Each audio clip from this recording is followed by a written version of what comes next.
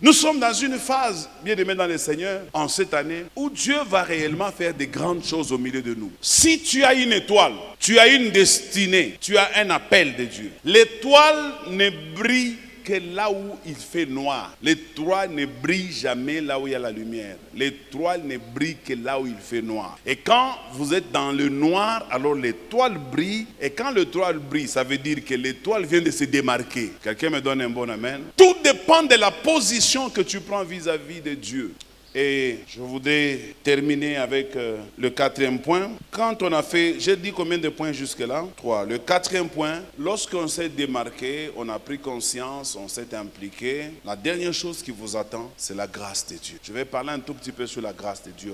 Les gens pensent que la grâce, c'est quelque chose que Dieu donne comme ça, gratuitement. Non, non, c'est une ancienne théorie. Même la grâce mérite quelque chose. La plus grande grâce qui existe au monde, c'est la mort et le salut que nous avons obtenu par la mort de Jésus-Christ. Mais cette grâce-là, pour que ça soit une grâce pour toi et pour moi, il faut qu'il y ait quelqu'un qui s'élève, n'est-ce pas? Et qui dit, je donne ma vie au Seigneur Jésus, alors il bénéficie de la grâce. Si personne ne s'élève, la grâce sera là et personne n'en bénéficiera. Je vous ai déjà donné cet exemple-là. Un jour, en Allemagne, on organise une grande émission débat. Dans cette émission débat, il y avait un orateur, un grand orateur qu'on appelait, paix à son âme, Reinhard Bonnke. Il était là. Et à côté de lui, il y avait un athée, professeur d'université. Ils étaient en train de discuter sur les choses de Dieu. L'athée est en train de démontrer à Bonnke qu'ils sont des menteurs. Il pose la question, mais si votre Dieu existe, pourquoi il y a des guerres? Pourquoi il y a des famines? Pourquoi les gens souffrent? Pourquoi il y a des pauvres?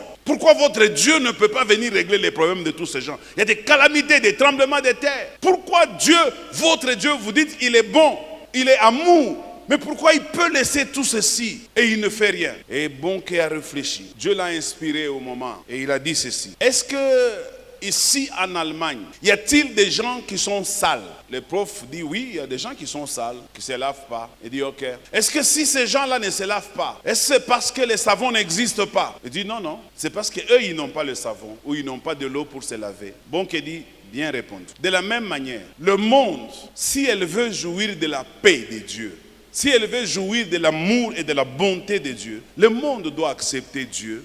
Le monde doit croire en Dieu et la paix va régner dans le monde. L'amour de Dieu va se manifester. À partir du moment que le monde rejette Dieu, le monde ne veut pas parler de Dieu. Comment voulez-vous que Dieu puisse venir dans la vie du monde? Église, écoutez-moi. Dieu, malgré tout ce qu'il est, avec tous ses potentiels, il ne peut venir dans notre vie que lorsque nous-mêmes nous faisons le premier pas. Quelqu'un me donne un bon amen? Même la grâce, elle existe, mais il faut qu'il y ait quelqu'un qui s'élève pour prendre cette grâce.